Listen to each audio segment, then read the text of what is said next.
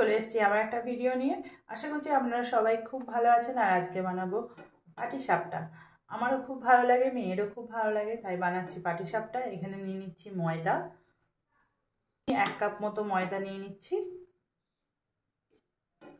এখানে সুজিটা দিয়ে দিলাম।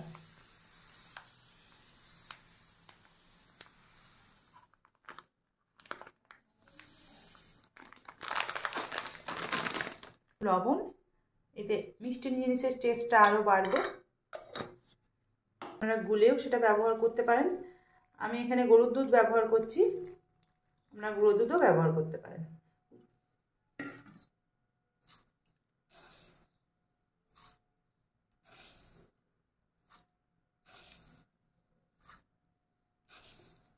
সব কিছু দিয়ে দিয়েছি, ময়দা, সুজি, একটু লবণ, তার সাথে চিনি আর দুধ।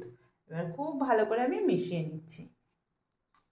অনেকে হাতের কাছে গরুর দুধ থাকে না, তখন আপনারা ওই পাউডার মিল্কটাকে নিয়ে আসবেন, দিয়ে এটাকে জলে গুলে ইউজ করবেন, ব্যবহার করবেন। ওতেও কিন্তু একইভাবে সেম টেস্টই আসবে। আমি খুব ভালো করে এটাকে মিক্স করে নিচ্ছি।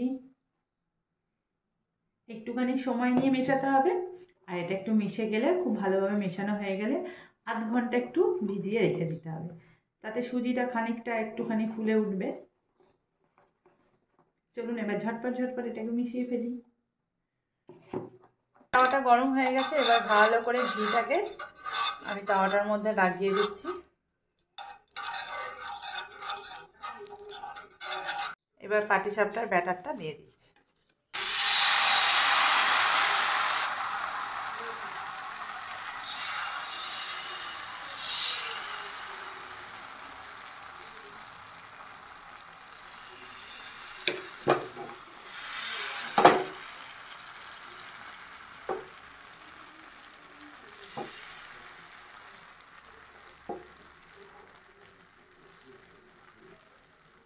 এবার এরকম ঘুরিয়ে ঘুরিয়ে চারিদিকে ব্যাটারটাকে ছড়িয়ে দিচ্ছি।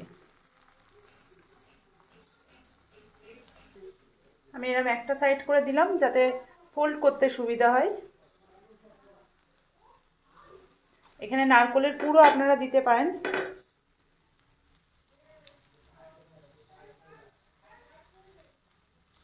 এবার আস্তে আস্তে আমি ফোল্ড করে নিচ্ছি।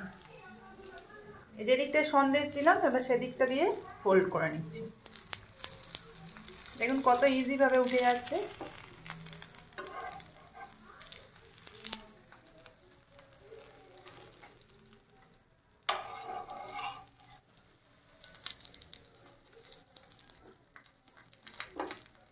দেখুন এখানে আমার কিন্তু একটা পাটিসাপটা একদম হয়ে গেল। এবার বাদ বাকিগুলো আমি এরমভাবে সেম প্রসেসে করে নিচ্ছি।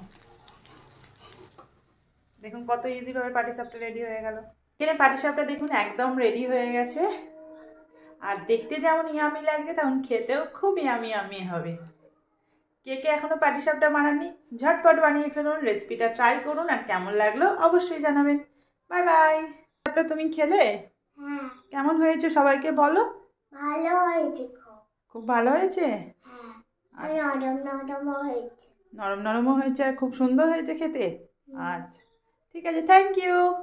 Welcome, bye by.